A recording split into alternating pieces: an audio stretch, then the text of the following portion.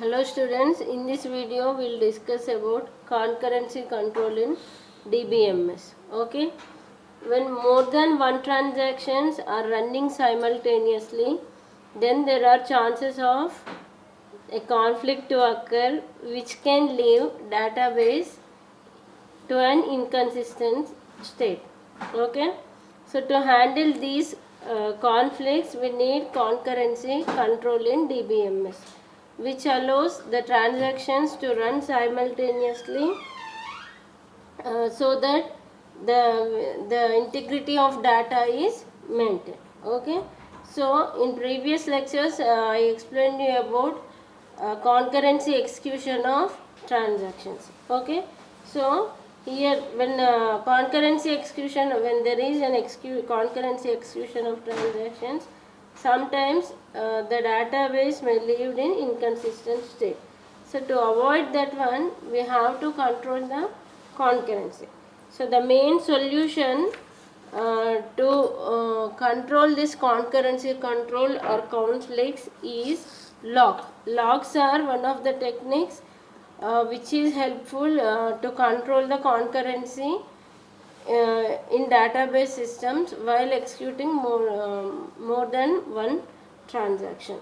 Okay, so what is a lock? Lock means it is a kind of mechanism that ensures integrity of data. Okay, so that means it will try to improve the integrity of data by locking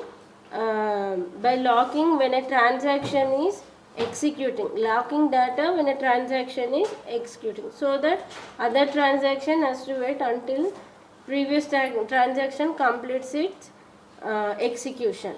Okay, so what is lock? Locking is a kind of mechanism that ensures integrity or correctness of data. Okay, so there are two types of locks, that is shared lock and excessive lock. Shared lock we can represent with capital S, and excessive lock we can represent with capital X. Okay, so the two types of locks are shared and exclusive locks that can be placed while accessing some data. That means suppose in this schedule if you want to read some data. Okay, so when I was doing some operation on data item A, I'll put some lock on this data so that other transaction will wait until the lock is released. That means that means it is unlocked. Okay, so there are two types. So while accessing data, so that concurrency of execution of transaction cannot be changed. That means there will be no conflicts, so that the data may be lived in consistent state. Okay, so what is this shared lock? Shared lock is, we can say it, we can represent this with S, and exclusive locks with capital X. Okay, shared lock means when a shared lock is placed on some object or some data item which we are doing some operation, then that the shared lock on a data item may be shared. That means the same shared lock may be placed by other transactions on the same data item. Suppose these are the two transactions. Suppose in this schedule S, two transaction T1 and T2. Okay, now I want to read an item A. Okay, now I was locking this operation. Okay, locking the transaction. How? Shared lock okay, S of A. That means we are locking an item A as shared lock. Okay, so we can perform multiple shared locks. Okay, that means same data item A can also be locked by transaction 2. Okay, now here also it can read the data. Okay, here we don't perform any modification in shared lock.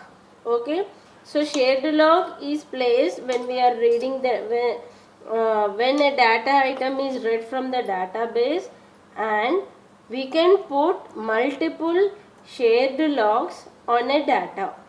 Okay, this is so when we put an item as shared lock, here A is a data item, transaction T1 is locking A as shared lock. Okay, so multiple transaction can lock same data item A, but it should be the shared lock. Only the multiple transactions can make data item A as shared lock only. They cannot perform exclusive lock for the same data item A. Okay, now this data item A is locked. Okay, shared lock. Now to unlock, say unlock. Now this is unlocked. Okay, now this other transaction, here also it has to unlock A, this also unlock A, then here we can perform some update operation. Okay, this is called shared lock. Shared lock is placed when we are reading the data, and multiple shared lock can be placed on a data item in different transaction. Okay, once we place a shared lock on a data item, we cannot place exclusive lock.